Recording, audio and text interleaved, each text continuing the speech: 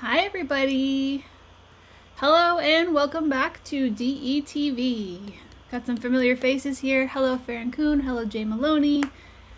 The week has been great, Jay Maloney. It's only Tuesday though, so let's keep it strong.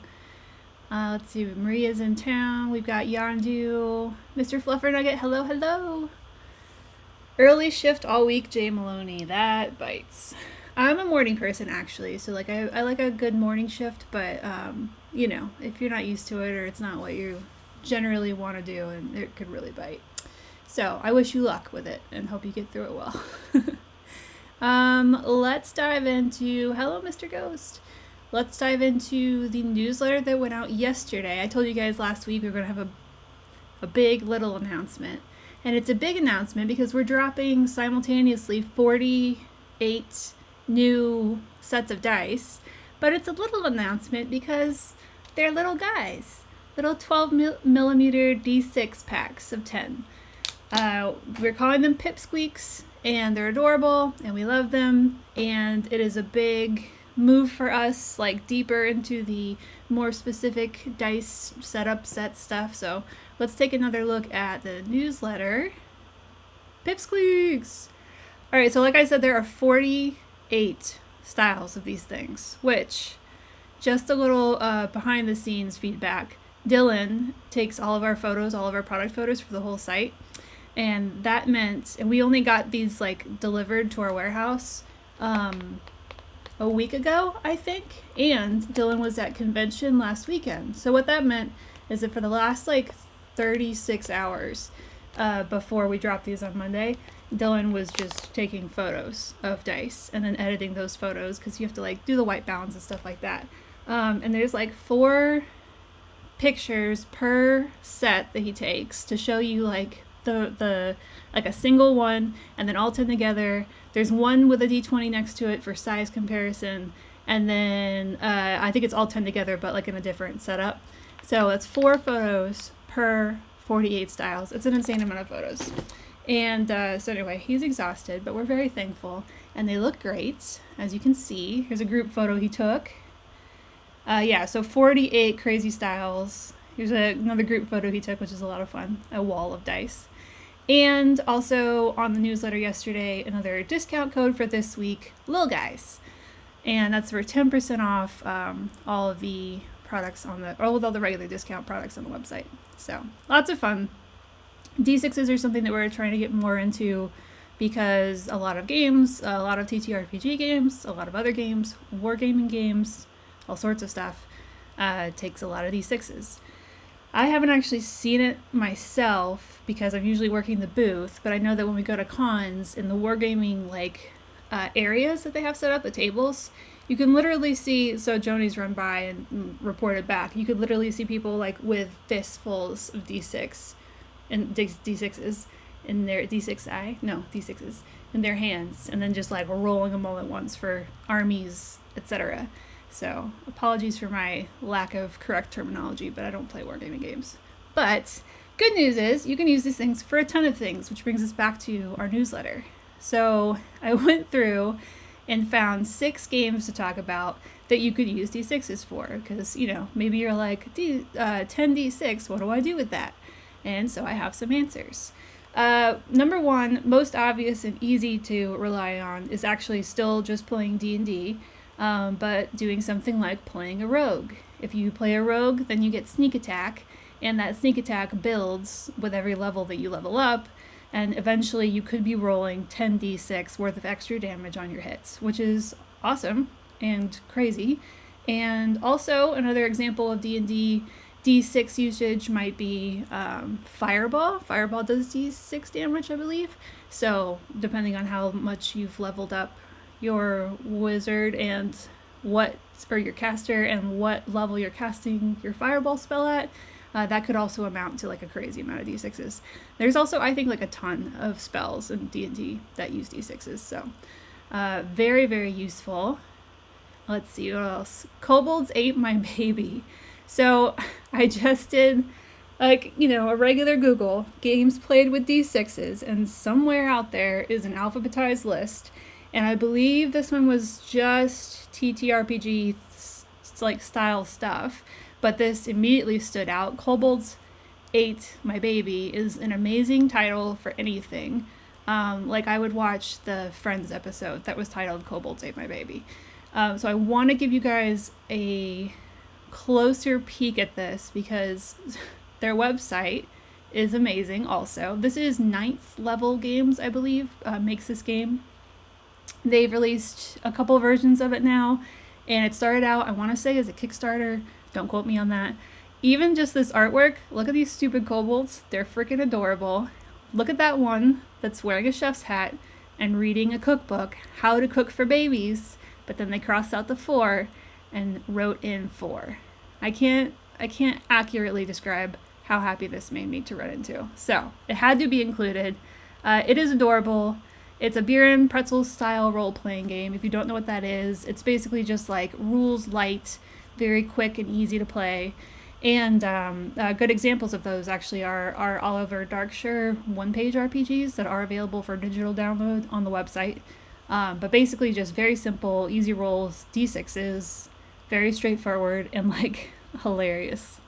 They've got All Hail King Torg. I guess King Torg is like a main... I don't even know. I don't know if he's an NPC or a villain. Maybe VW, you can tell us.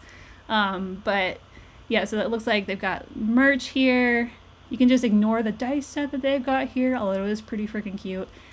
A kobold plush. Also, Smorgasbord up at the top here.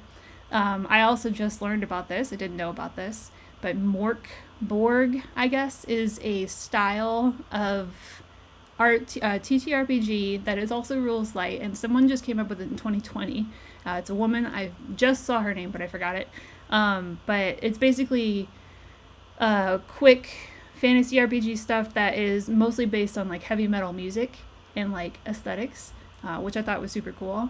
So they have a like combo Kobolds Ate My Baby / Morkborg little booklet zine there. So anyway, kids book, pin. I mean, this thing's just too cute not to show off. So I would definitely check it out. Kobolds Ate My Baby.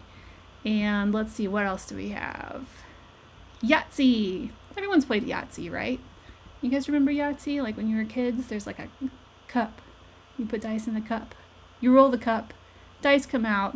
And then depending on the combination of dice that you got, it's like kind of like poker. Like you get, like those are your like hands almost. Like so if you got a 1, a 2, a 3, a 4, and a 5, that's a straight. And then that counts for a certain amount of points. And then you just add up points and you win. It's not like super challenging, but it's a classic. So had to be included. Uses D6 and a cup, although I think the cup is optional. Another cool one I found, Bargain Basement Bathysphere of Beachside Bay. This one's fun. Board Game Geek hosted a 2018 solitaire, like solo gaming print and play contest, and Bargain Basement Bathysphere of Beachside Bay won that year. And actually the PDF of the game is still available for free. They have like repackaged it and reboxed it, and they sell it now on Board Game Geek for like $10 or something. But if you want the original printout, it's still here. And this one's cool because it's a D6 only game, and it's also a solo game, which is, you know, what it was designed for. And it's also legacy style, so like the more that you play, like as you make your way through the campaign, which by the way is like 64 pages of booklet, which is insane. It's like so much content. But as you play, you change the game depending on what happened, and then that affects how things happen in the future. So you could play this potentially many times and it would be different every time, which is really cool. Yes, Farkle Yondu Poppins is another D6 game. Also a lot of fun, also a classic. So yeah, Bargain Basement Bathysphere of Beachside Bay, say that 5 times fast, is a great solo game, and if you hit up the newsletter, there's a link to that PDF there, so if you're interested. Really cool. Sounds like a great thing to do like on vacation, honestly. Just like a chill little experience with yourself. Let's see, Cephalopod. This is cool.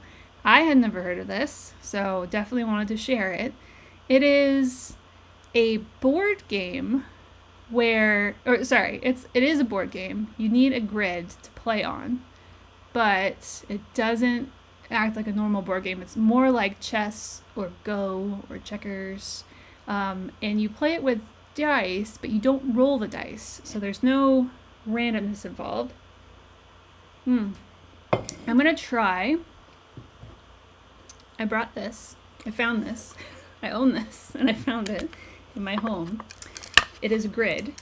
And I'm going to try and show you guys how the game works real quick. I'm going to try to be speedy about this, but I tried to describe it the other day, and I wasn't doing it exactly great. So we're going to take blue and orange set here so I can show you an example. So it's 2-player game, and you alternating turns. So every turn you play one die. I think that's right. Yeah. So let's say orange goes first. Orange, whenever you go, you always place a die down with the 1 pip up. Like if it's an empty square, you place with a 1 pip up. And get blue out. So orange went. Now blue goes. 1 pip up. That's the rule, right? So you put the 1 down. Let's say I put it here.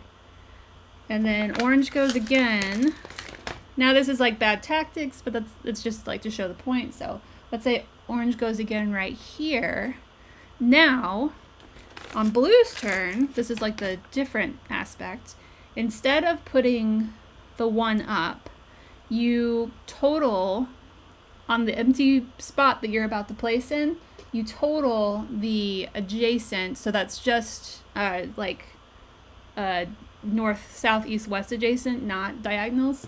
So you total the pip value of the opposing team's adjacent spots. So in this case, it would be 2, right? You remove those 2, and you change the value on the die you put down to 2. And that's how you capture dice. And it just goes back and forth, back and forth, back and forth. And the person who fills the board, after the board is filled, the person with the most amount of dice, literally just squares, not pip value, on the board, win. And so essentially, like if you get to the point where you can capture enough to change your pip value to 6, that die can no longer be removed, can no longer be captured, because the total of the pips that you're capturing has to be 6 or less. So like if you have a 6 and a 1, and someone tries to capture your 6 and your 1, they can't. They can only capture one of those dice because it would total 6 or more. I hope that makes sense. If it doesn't, you can Google cephalopod dice game, and there are probably better instructions out there. But anyway, I thought this was super cool. I'd never heard of it before. It's kind of like chess or checkers or whatever. 2-player game. It's pretty simple to put together. I mean, you only need a grid, and the grid can be any size, which means the amount of dice that you need changes based on the grid size. So that can get a little unwieldy probably. Like this is an extra big grid, I think, for that game. But most people have a chessboard or checkers board around, or you could just draw a grid or play with a D&D grid, whatever. But yeah, that's cephalopod. Great name. It's the name of, it's like the Latin scientific name for octopus. So that's cool. I'm not really sure why. It's not like exactly 8. Maybe it's like 4 and 4, and that's what they're going for. I don't know. But anyway, fun game. Definitely recommend checking that out. Let's see. And then lastly, but not leastly, the Burning Wheel. So this is cool. Burning Wheel, another definitely like you'll want to Google to get way more information. But Burning Wheel is just another like rule set for TTRPGing, kind of. And I've only played it once so far, but I did play it a couple weeks ago, and it's a lot of fun. And basically, if you haven't heard or if you haven't seen it played, makes it very character narrative focused instead of like event, plot, or combat focused. So that's really cool. And the way that it does that is that like when you start the game, the DM doesn't put everything together and then like expose you to this world that they built. Instead, you sort of build the gameplay together by agreeing like what kind of setting you're looking for, and then essentially you decide along with the DM what your like beliefs are. I think that's what they're called. And it's basically just like your main goal points, your main motivators, and then the GM's task is just to challenge those motivators. So then it's only D6 that you roll, and you get you add dice or subtract dice from your rolling pool, depending on like how hard something is, or what kinds of things you've done previously that will help you in this, that kind of thing. So I don't know. I'm not doing a great job of like the nitty gritty explaining, but it's really, really like character building, like character arc focused. So it's very cool, and it's a nice change from D&D, especially for the DM, because it's a very different experience. You don't have to do nearly as much, although some people don't do any setup, but you're not, you don't feel inclined to do as much setup. So very cool. All right, yeah, that's D6 games. Does anyone else have like awesome? Someone said Farkle. Farkle's a great classic one. Oh yeah, River's Oblivion. So yeah, I think it's very much like Go. Go is what it reminded me of, Cephalopod. But yeah, you're right, Othello as well, which I think is basically the same. So, just running through chat real quick. Light math for kids. Yeah, great point. Cephalopod is not difficult math. It's good like counting practice, so would be a great one for kids and people like me who don't do math that great either. So very cool. Monopoly, Liar's Dice, also great options. Good call outs. All right, cool. So, I mean, the point of that was we have D6s now in 10 packs, so like, what can I do with them? Let's take a look at just a few of these, because not only are they D6 packs in like 48 different styles, but the styles themselves, a lot of them are really cool. This one, I think this is, Maria had to come up with 48 different names for these, by the way. Oh, and 48 different chunks of copy. So all that, like, thank you, Dylan stuff earlier. Also thank Maria, because she also has to do a lot of individual figuring out. But I don't know if you can really tell. This one's nice and sparkly, and it's got blue and then like a hint of orange. So I think this one has, I think the name is something to do with, let me see if I can just scroll down and find it real quick. I think it has something to do with the ocean. Oh, there it is. Boarding Party. That's our boarding party set. So yeah, can we just go through some of these names? Undersea Operatives. We've got Peach Posse, Broadside Combat, Goblin Army. Maria kept most of these like combat focused, but some of them get silly, like Gummy Guardians on the left there, because they do look like gummy bears. So yeah, these are a lot of fun. Blood and Darkness, that one's super serious. And then you have like Watermelon Felons, which, come on, there's just like so much fun to say. So these little, I forgot the name already, but yeah, these are so cute. Really pretty, really sparkly. Let's see. And I think the ones that have sold the best so far are our, what were they called? Arch Anemone. I have a really hard time pronouncing anemone. Oh, these are so pretty. Look at these. Let me just take a couple out here.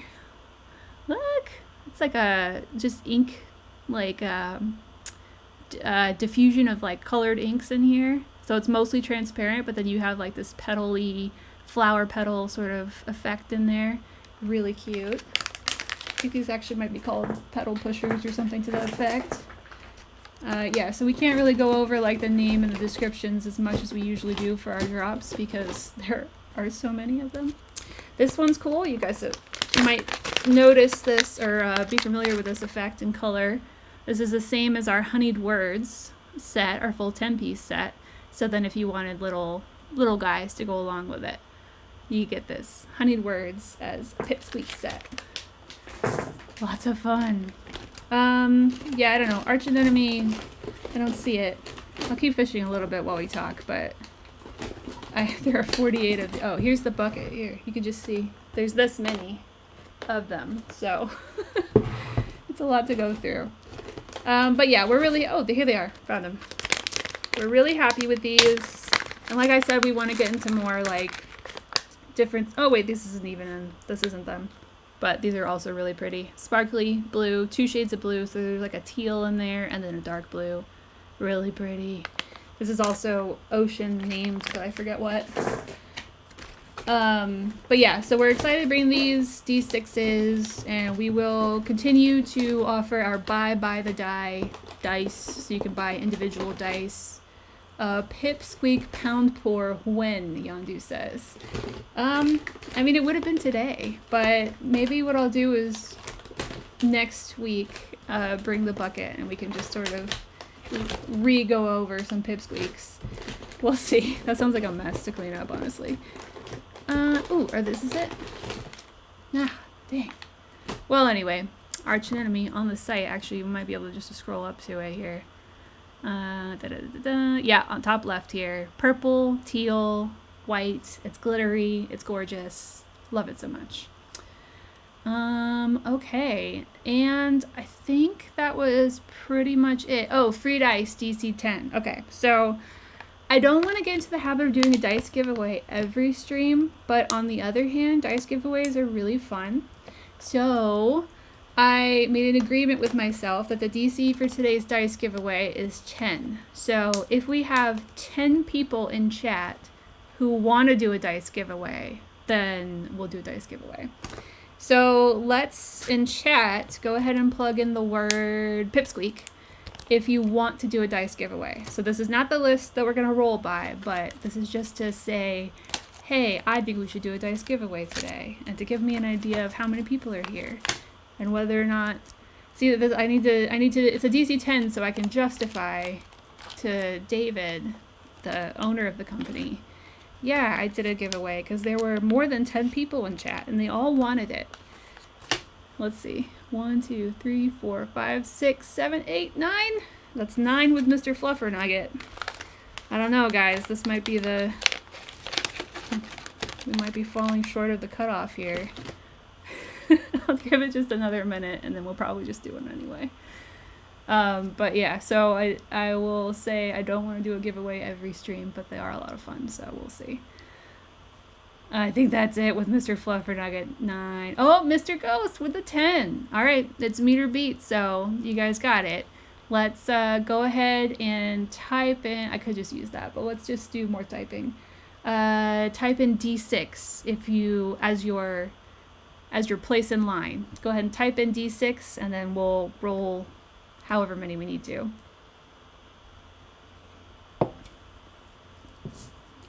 D6 in the chat. Oh, and actually, I might need to get like a D something else to do this with, because I want everybody to have an equal shot here. All right, D6 is in the chat. We got 1, 2, 3, 4, 5, 6, 7, 8, 9, 10. Nice. I'll give it just a second. It'll just take me a second to clean this up anyway. So if you have any stragglers who want to also join in, please feel free. Okay, yeah, I don't think I'm doing any pound pour, because these would be impossible to like re-separate after I put them all together. Maybe eventually we'll do a pound pour. Well, no, not a pound pour. A pipsqueak pour. And then we'll do a giveaway. Like, it'll be a big one, and then you just get all of them, so that I don't have to go through and re-separate them out, because boy, that looks difficult. All right, D10. Let me grab a D10. What do we got up here?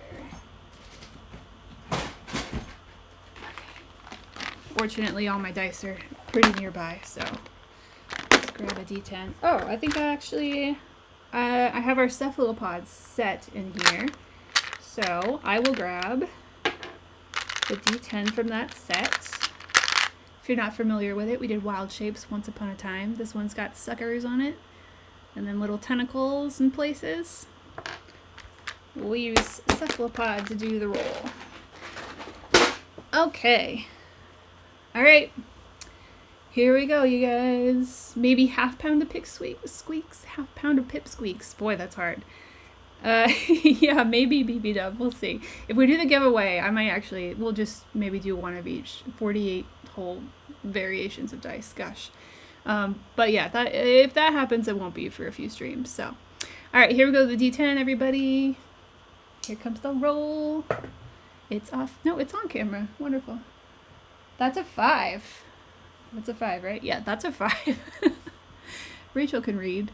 Well, let's start at the top with Jay Maloney. We've got 1, 2, 3, 4, 5. Noir Shiro, you are our lucky winner. Congratulations, Noir Shiro. And Noir Shiro, I am confident that we have every style of Pipsqueak still available since we only dropped them yesterday. So Noir Shiro, if you'll email me at rach@dysonv.com, just plugged it into the chat there. Email me and say, hey Rach, it's Noir Shiro. I won the stream giveaway. And if you'd like, go ahead and take a look at our Pipsqueaks collection and pick out your Pipsqueak. We've got 48 styles to choose from. We've got red ones, orange ones, green ones. Look at those, like these Limageddon. They're like radioactive. They're so bright. Oh, this is the wrong page. Here we go. Yeah, so we got lots of options to choose from Noir Shiro. So you take your pick and just call out which one you like the most. I'm almost 100% sure that we'll have it in stock, so I'll get you a free set. Yay, congratulations. And I think that's it, guys. Next week, we are going to be dropping a metal set that the OGs here will probably remember, but we're actually dropping it on the site now. I think we reviewed it when it was a sub box die set, but anyway, so that's exciting. And we'll have a newsletter to go over, and then we'll have an announcement for the following week, which will be exciting too. Yeah. All right, I think that's it. If anybody has any questions, concerns, comments, always feel free to reach out to me, rach@dysonv.com or hello@dysonv.com. I think that's it.